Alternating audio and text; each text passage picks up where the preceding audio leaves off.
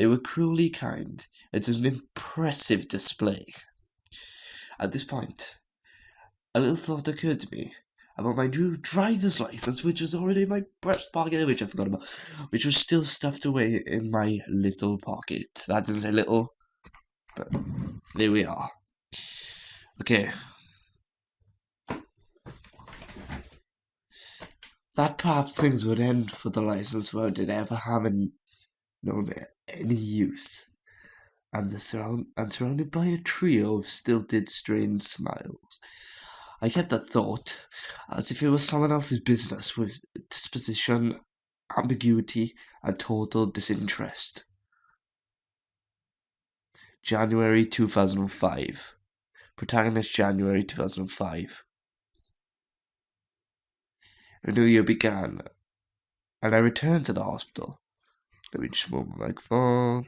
As per usual, she returned to the hospital. But on this day, instead of my usual 4F room, I ended up in the conference room of sorts. They took me there. And then my father and the doctors had a little talk. I joined well. They talked to me. So this was their so-called announcement. They said it in a terribly roundabout fashion. They told me I was going to die. I see. That was my only reply. I had no other words. It was the only thing that left my mouth from beginning to end. And the doctor's ballpoint pens flew across the paper as if in response to my words. Those were probably hospice enrollment procedures, business-like to the last. My father was the same. So it's this simple. Was the only real thought I had.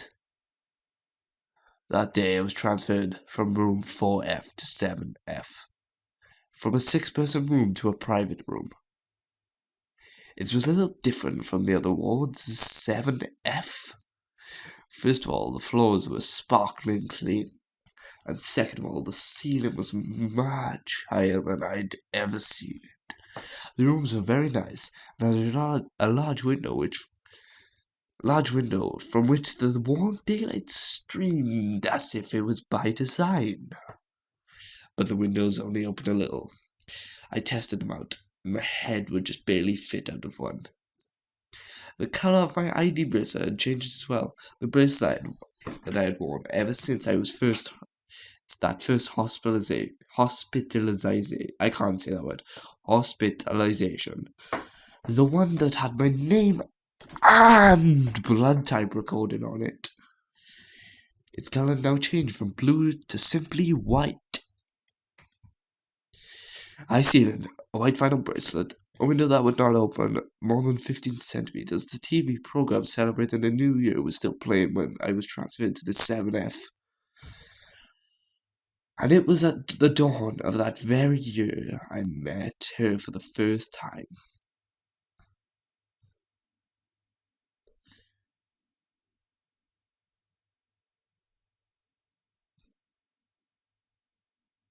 Winter 2005, 7F. There was this place, kind of like a lounge at one side of the corridor, across from the nurse's station. This generally deserted place held a few couches and chairs, as well as a large TV. Stupid programs commemorating the New Year were still being broadcast on that 28-inch screen. And there was a girl who looked absolutely bored watching that absolutely boring TV. Short, in pink pajamas, a white bracelet on her wrist, just like mine.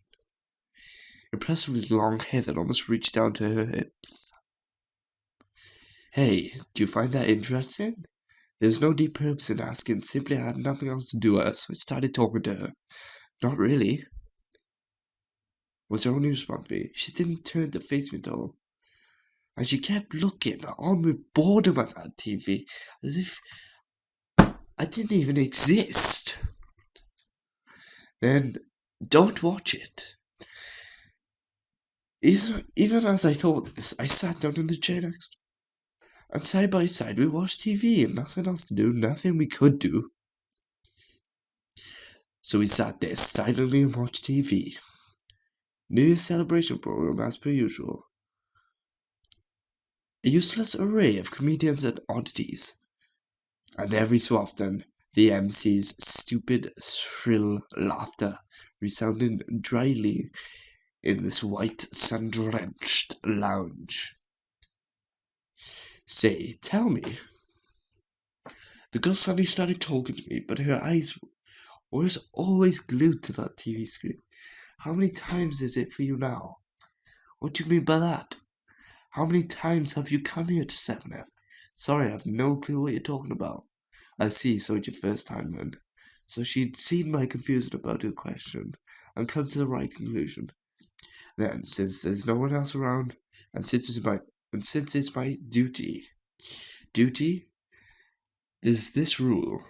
Nodding slightly, she explained that there was a rule was that someone here at 7F should tell newcomers the truth. I knew nothing. I understood even less.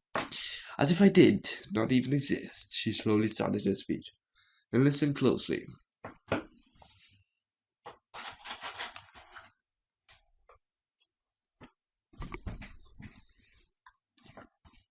The words spoken methodically, one by one, were a little different from all the ones I'd heard from the doctors about this place.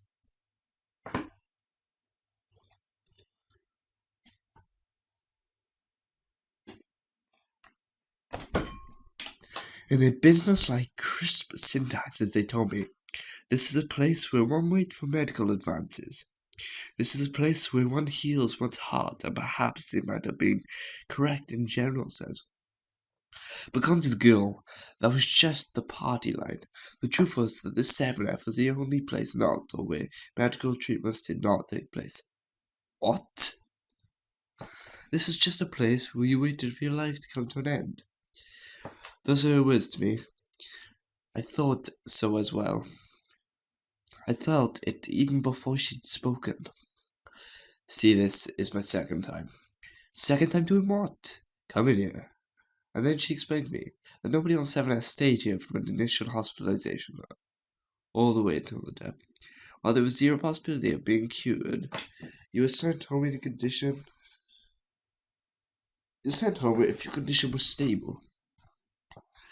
But if it wasn't again, you would remain here. That cycle ended only in death. Whether it was at home or here at 7F, always one of the two. You were going to die, no way to escape, it seemed. And with that meaning permeating her every word, she informed me that this was the second time here. I'm only going to say this once, so listen closely now. She continued speaking, all whilst staring at the blank TV screen. This was an idle chit chat about when lights out was, or where the kitchen was, or anything like that. This is something completely different. The third time you're discharged home, resign yourself. There won't be a fourth time. You'll never go home again. If you ever want to escape, head towards the B station, not the A station. Eat nothing. That is a simply shortcut. You'll have the smallest burden on your family that way. It was as if she was packed to the brim with matters like those.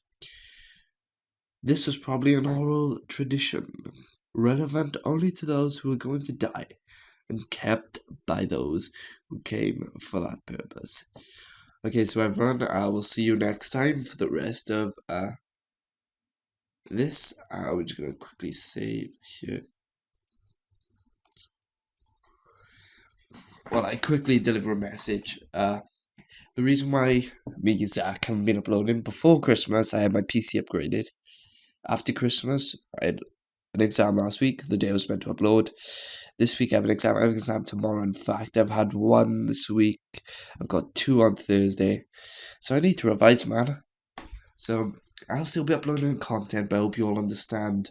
And I will address it all in a vlog, because I got a new tripod.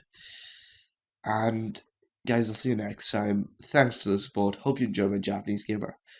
I really don't want any hate on the series. If you don't like it, don't watch it, because I know some people love Japanese games, and I'm one of them.